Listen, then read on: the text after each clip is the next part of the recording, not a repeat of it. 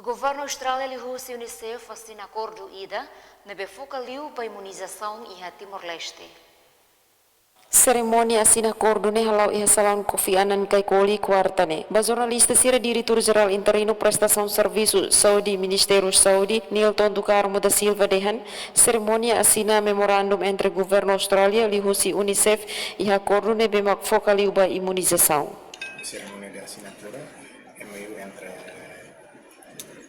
Estado Austrália e Charles by Embaixador, vamos no representante do Unicef e acordo ida na marcar foca baia imunização.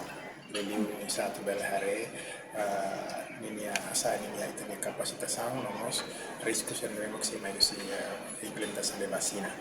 E nacional yang presente ni montante ini implementador ida makunisef Brasil nessa